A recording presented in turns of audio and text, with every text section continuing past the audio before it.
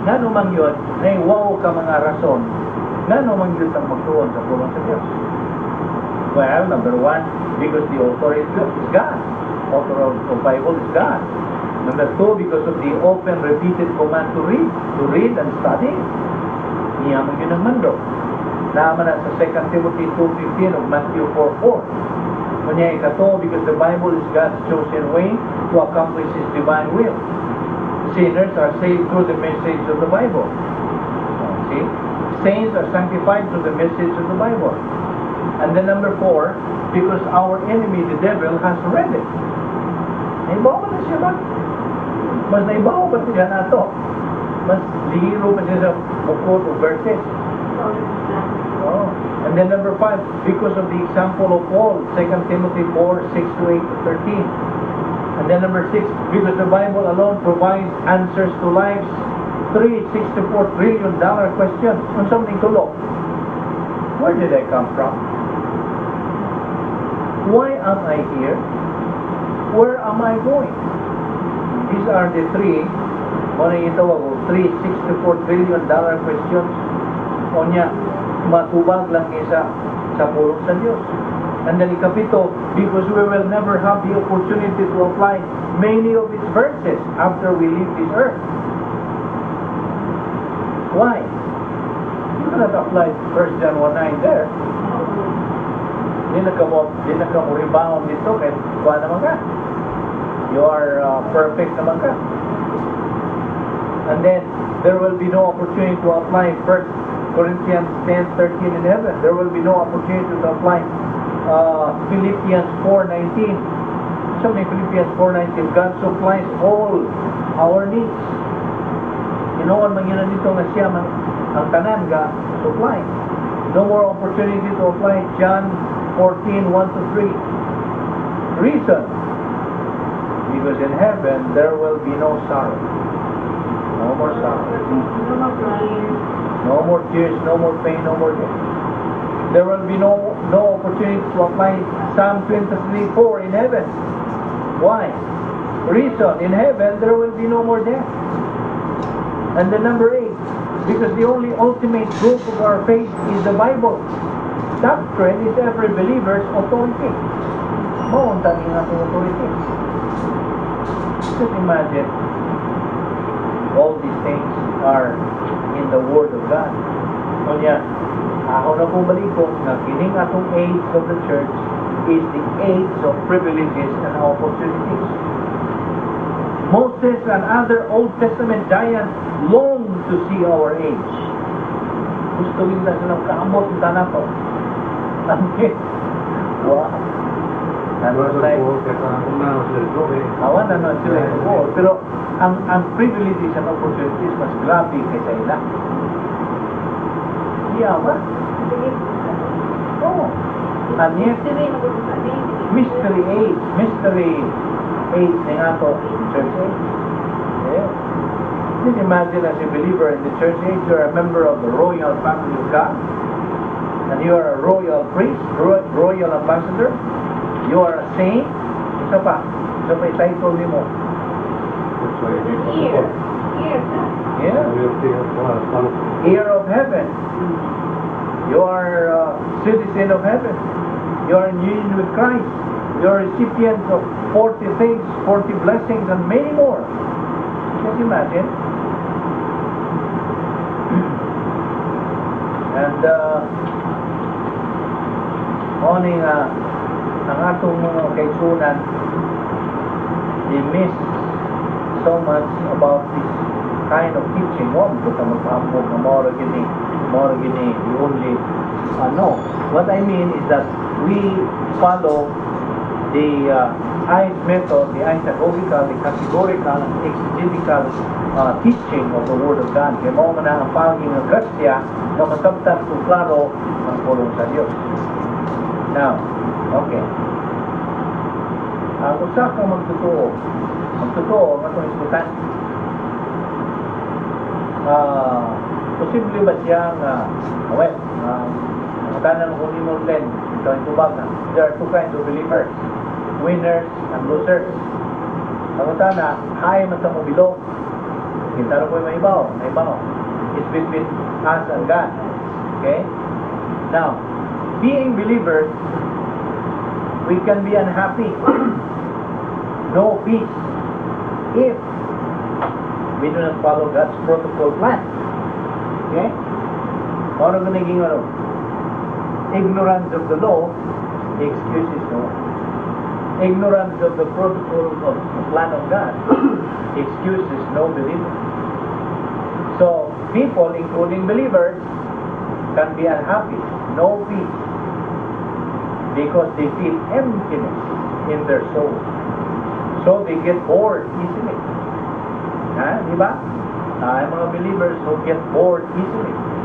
Now, ang buto sa emptiness, there's a vacuum. May sayaw, vacuum, parang kabhang, na? Kabhang. Okay. Now here is Dr. Billy Graham's quotation about the peace with God. Ingat siya. And I quote, America is said to have the highest per capita boredom of any spot on earth. America po this. We know that because we have the greatest variety and greatest number of artificial amusements of any country. People have become so empty that they cannot even entertain themselves. They have to pay the other people to amuse them, to make them laugh, to try to make them feel warm and happy and comfortable for a few minutes, to try to lose that awful, frightening, hollow feeling, that terrible, dreaded feeling of being lost and alone. You may think that boredom is a minor matter. Everyone gets bored sometimes. It's only natural. But let me tell you something about boredom and this dangerous apathy that is creeping over the land and over the minds and hearts of the people. Man is the only one of God's creatures who is capable of being bored, although I've seen animals in a zoo that look very bored. No other living thing except man can ever be bored with itself or its surroundings. This is very significant, for the Creator never does anything without a purpose. And if He gave man the capacity for boredom, He did it for a purpose. Boredom is one of the sure ways to measure your own inner emptiness. You know what yet? It is as accurate as a thermometer for telling just how hollow your inner spirit really is. The person who is thoroughly bored is living and working in a vacuum. His inner self is a vacuum, and there is nothing that nature resents more than a vacuum. It is one of the unfailing rules of this universe that all vacuums must be filled and filled immediately. You know that? You know? Oh, copy about boredom. You can share this. You know what you need? Yan to ano?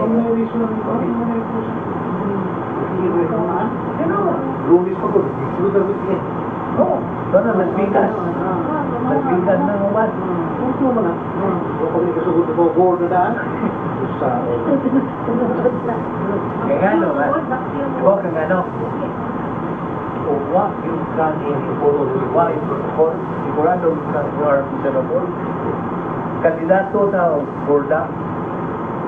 Kandidato nila boredom. Wa may isimtin na ito ba? Hindi mo ko isimtin. Santos sa kayo. Kinang tanan.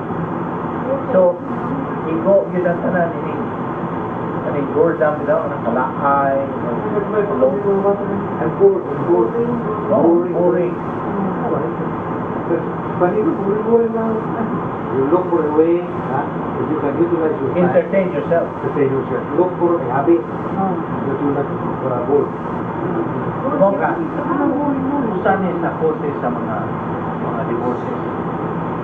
Hindi bang boredom? Ano ba? Getting bored with each other and ang banat para sa baho.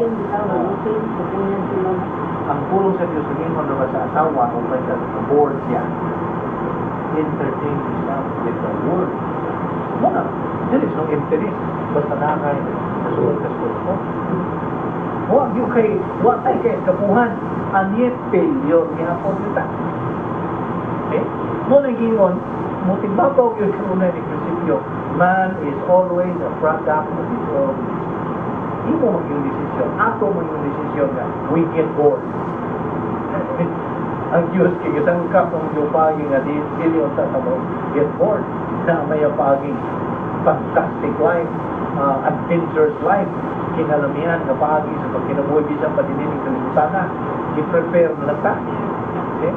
This is the training ground, and yet,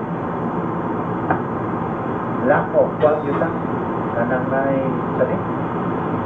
Mura tao kanang what type motivation nila? Ang word na.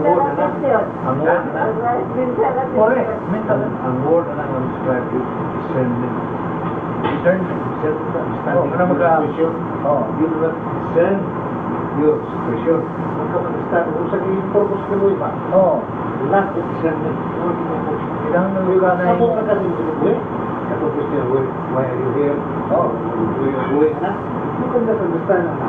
Sa 50% lang. No, it's the word of God. Stressful, pilit na stress. Yung trabaho. Yeah.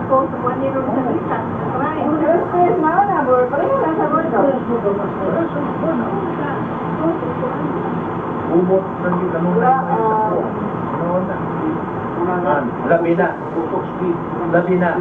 o huwag yung suot sa imong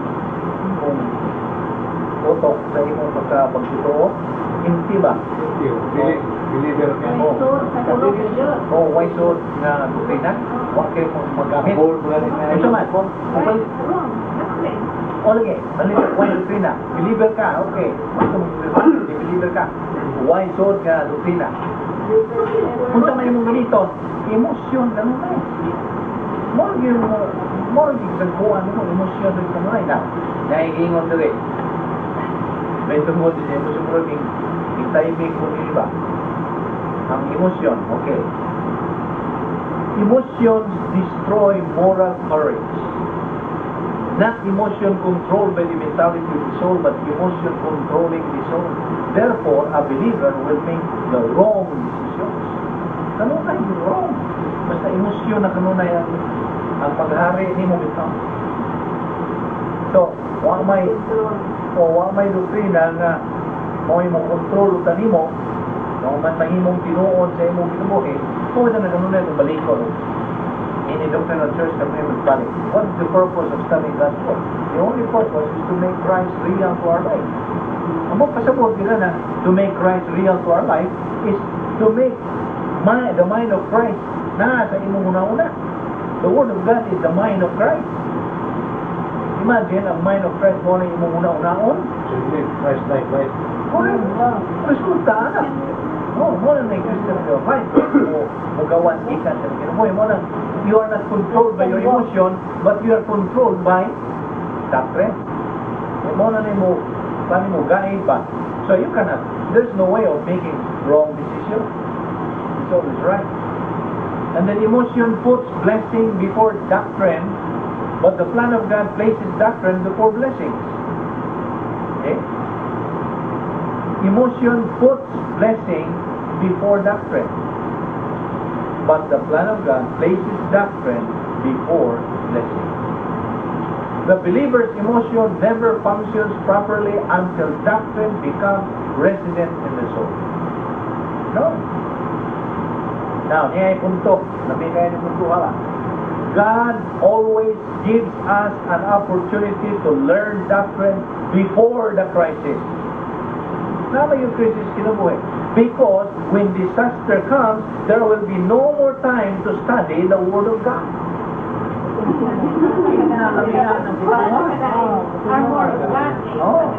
Ano man tayo na, usap mo tutulog ka na? Kung nanay mga krisis niyo, di na. Late na. So, ako yung bold ko ang di ba? God gives you an opportunity. Kini opportunity man nila to, kapay mo sa grasya.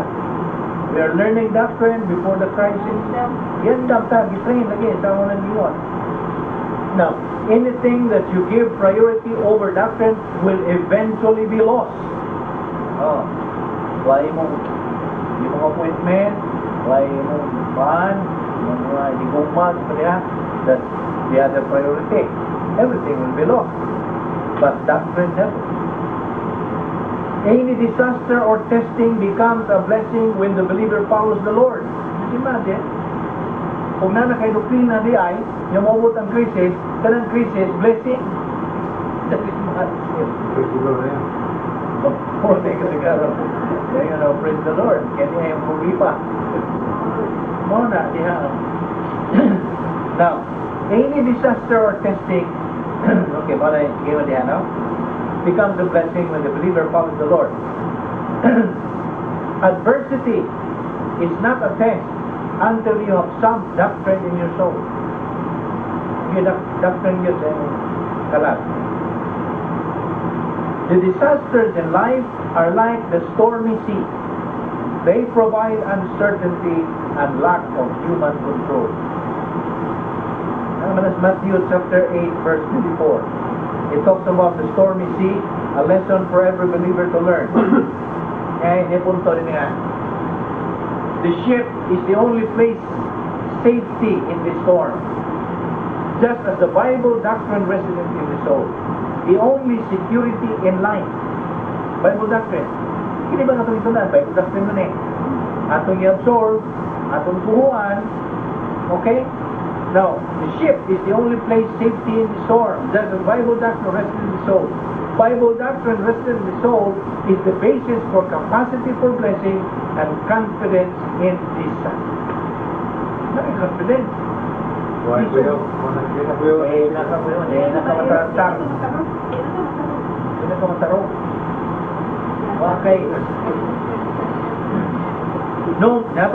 No matter how intense the storm, yan ha? Mura na nagkuso na kita ba? Parang Bagyos, Pilipinas, susunod.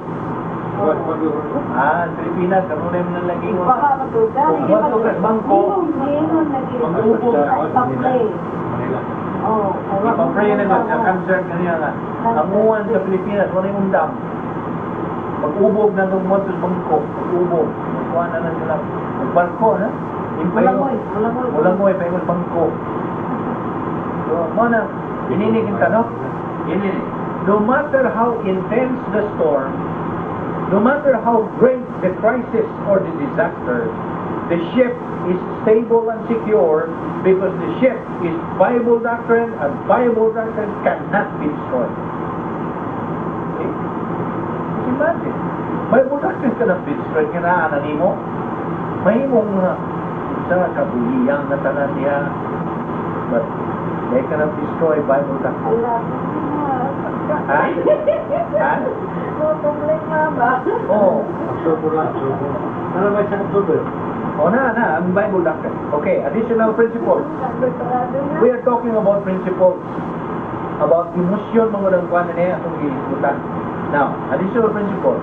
God does not deliver believers by stopping the disaster. Ha? Hindi niya unungon.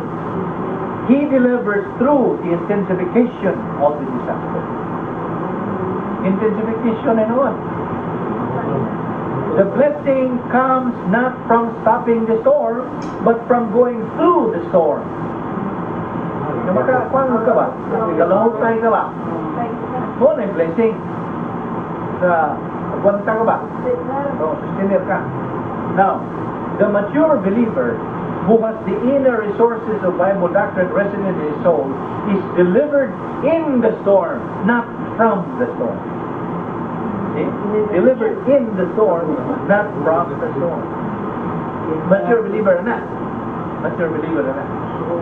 Therefore, the real blessing is in going through the storm, especially when the storm is intensified and you realize that there is absolutely no more help. Wala nyo'y kadangpan ba? Wala nyo'y helpless na. Now, niya pa. If you have your eyes on the disaster, you're going to fail. If you have your eyes on the Lord Jesus Christ, you're going to go through. Meaning, occupation with the Lord Jesus Christ. Occupation of the Lord Jesus Christ means Bible doctrine, resident in the soul, learned on a daily basis. Dawan lang. Adlaw-adlaw yun kanunay. Ayaw yun sipyat, pagpaminaw tape, pagbasag, mga doctrinal materials, every day. Mo ni mo sa mo, daily basis. Okay, ano? Ano man? May punto. May man, grabe na, kunay, buang, nung pinagsiya na. Okay, paminaw. Lapas ng langit na. Di ba kung sagot sa sabot nila niyo, lapas ng langit? Yun yung langit ang bukan mo, impirno. Muna mo sabot na, di? Lapas ng langit, impirno yung bukan. So ka, naipon ko ini. Ngano mang Diyos, magtuon sa puro-puro kanan lang. Mau gini yung simanalay sa mga, hindi haga, pag upamay, ngayon eh, kapiha. Ano na ang budang, hasta ka mong amigo among ginbay? Iglas nga pinakamuan, kapoy na yan. Sabihan mo na yung mga law. Ang mula-mula yan ba? Oo, communication. Mga magkay, wala, yan na gani radio, the air na gani, hindi pa yung kanal, ikaw na kamusuit. Ano ba? Okay. Ano man yun na kanal na? Ang punto niya, hindi mo na yun ikumparar sa pagkamo. O di ka mukhaw sa kasimana, samay dangatan sa mga oras. Ano yung buhay pero huwag kay energy. Ano yung nga? Muanha lang ka Domingo, tampong ka sa wali pa kung wag yung unod, mura ka, imbes mo ka kung kagluto, mura iinom na kang tubig, nanukte kuman. Huwag iso sa imong kalang. So, may energy. Okay. Ang pulong sa Diyos, pinahanglan atong kanon sa atong kalang, sama sa atong pagkaon sa luto sa asawataw. O nang ukaw tagluto diyan, pinaagi gyapon sa atong solusyon. Pinaagi na akong kamuguton. O bisan gani sa pagbalitan nanay pagkaon. Ha? May mo upili ka sa imong kanon na. Nya, nana gani kutsara tinidor. Ikaw ra gyud gagado, imo ba gyud ang kanon? Kanya, o inigbuyip na niyo dyan, imo ba yun ang usapon o tunlon? Kasi, bulisyon, ganun na galihok ba? May mo ganun. May mo, pait man. Imo iluwa, imo iya kong bulisyon. So, pag nalita mo yung bulisyon, iyong tunlon. Pagtunan niyo ng tanan, grasya, hangtod kaon, di ka hangtod sa iyong bukas. Grasya, tanan, hala, ang pagtunan nimo, grasya, wakay himo, igo lang itong nagaling dito, aron ka itong iyong pagkaon ng mga kanang mga utan na to, sa tigyanda, milinda na pansit, mukabot na sila ito sa imong mga sale, kaya aron muhatag na imong energy, kalikon nimo, hangtod niya, likon ka na as a person. Mauro po din ang Kristohano. Mo na yan ang diba, metabolism. Lamig kayo ng sinahay. O? So mo din na nga. O ang mga tao ngayon mo, grabe rin. Di ka matinga na ang kalibutan mo yampid na ko ang mga Kristohano na nagmatinuman ng Biblia. May isla. Awan na. Ingon hana naman. Sige na. Kayo. O, hindi man minana niya. Nana sa pulong sa Diyos. Nga, ikaw, tamayon, no, sa i-ostracize